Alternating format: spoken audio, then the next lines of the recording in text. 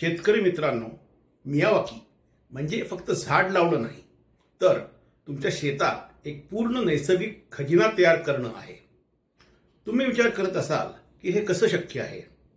Miyawaki पद्धतीत आपण आपल्या स्थानिक देशी झाडांची निवड करतो। ही झाडं आपल्या पर्यावरणाचा भाग असल्यामुळे त्यांच्यासोबत अनेक पक्षी, मधमाशा, फुलपाखरं आणि इतर उपयुक्त कीटकांचं एक सुंदर जग तयार होतं। हे सर्व घटक एकत्र येऊन एक स्वयंपूर्ण परिसंस्था किंवा इकोसिस्टीम तयार करतात। तुम्ही लावलेला आंबा, जांभूळ, कोकम यासारखी झाडं तुम्हाला अनेक वर्षापर्यंत फळं देतात, तर हरड, भेडा यांच्यासारख्या झाडांपासून औषधी गुणधर्म मिळतात। शिवाय मधमाशा आणि फुलपाखरं तुमच्या पिकांच्या परागीकरणासाठी अत्यंत महत्त्वाची भूमिका बजावतात, ज्यामुळे तुमच्या पिकाचं उत्पादन वाढायलाही मदत होते।